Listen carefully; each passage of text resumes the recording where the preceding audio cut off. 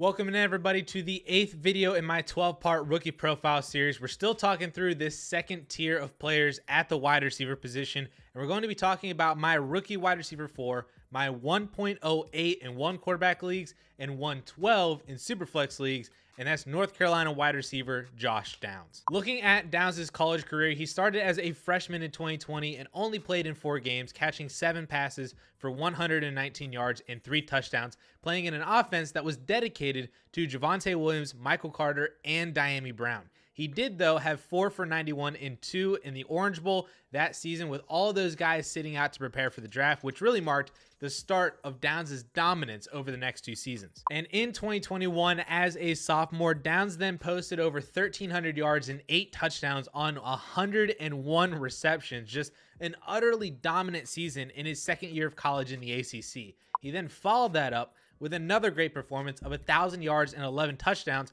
on 94 receptions in only 11 games played. Had he played all 11 games for North Carolina, his stat line would have been around 120 for 1,314. Just 2 complete years of just sheer dominance by Josh Downs. So moving into the analytics, let me remind you of my 16 marker system for evaluating wide receiver prospects, which is just a series of baselines that I want players to hit based on what previously successful players in the NFL had coming out of college. And for reference, my wide receiver 1, Jackson Smith-Njigba, will be at 8 out of 16 markers. Quentin Johnston will be at 10 out of 16 markers, and Jordan Addison is at 7 out of 16 markers. Before continuing though, I wanted to mention that if you like this content and want to support what we're doing on this channel, please consider joining our YouTube memberships, where you will gain access to additional videos every single month, including a bank of 7 videos that you can watch already.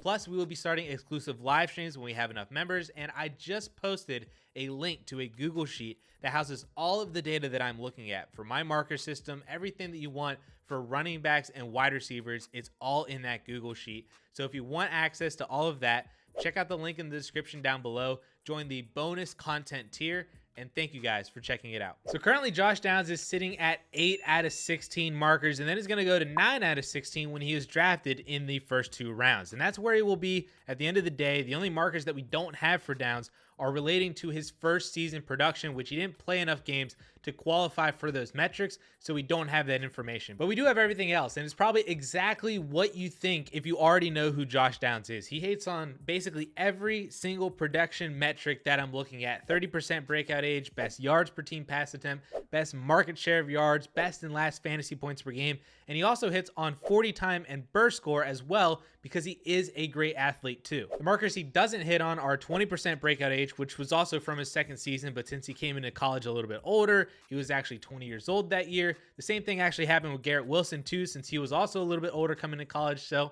it is what it is there. He also annoyingly misses on final yards per team pass attempt. I want 2.5, he's at 2.49, so that's annoying. And then the only other 2 markers that he misses on are size related. He's not 6 feet tall, he's under 26 BMI, and his speed score is low because he's only 179 pounds. And that's really where the main issues with Downs stem from. It's his size, because the production is absolutely amazing. He has the 5th highest career dominator rating among Power 5 receivers in the class. He has the 5th highest fantasy points per game season in this class, ahead of Jackson Smith-Njigba's 2021 season.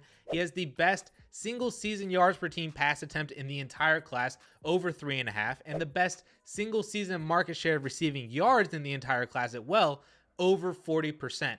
All of the production that you want is there, and it's there in abundance, but it's the size that's throwing wrenches into his transition and upside in the NFL. Let me just show you what I mean. Here are the 6 closest comps for Josh Downs based on their production profiles and size, drafted in the first 3 rounds. And as you can see, it's not a fantastic group of players for success at the NFL level. We have a lot of hopefuls here, highly regarded prospects, especially of late with Sky Moore and Elijah Moore.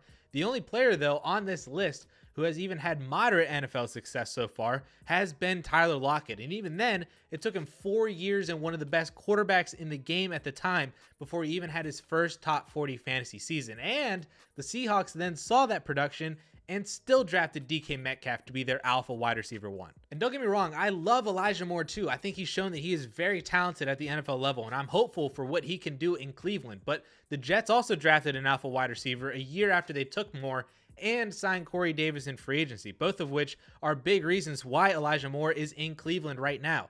I also really like Wan'Dale Robinson, but he has the same issue. It's only really a matter of time before New York adds more weapons to be their main focal points in the receiving game. And Sky Moore couldn't even make a dent in a receiving room that had Marquez Valdez-Scantling playing 80% of the snaps and Mecole Hardman out for half of the season. Do you really think that the Chiefs are actually going to go into the 2023 season with just Sky Moore and Kadarius Toney at wide receiver? I really like Downs, and I think that he's a phenomenal player. And this might sound insane, but I really do see Antonio Brown when I watch him. He's just always open, especially on broken plays. He's the guy that Sam Howell and Drake May both looked for when they were scrambling and trying to make a play happen. He plays much bigger than he is. He's catching passes that a guy my size should not be making everywhere on the field.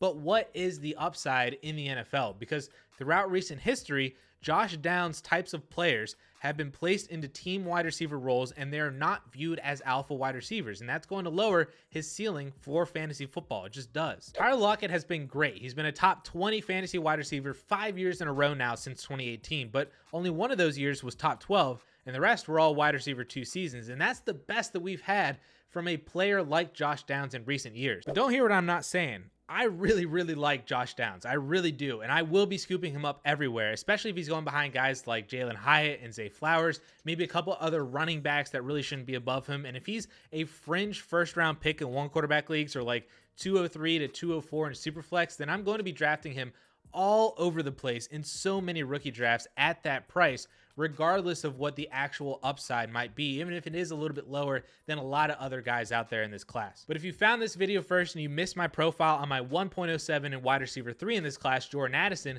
and why I actually prefer Quentin Johnston to Jordan Addison, then you can watch that video right up here.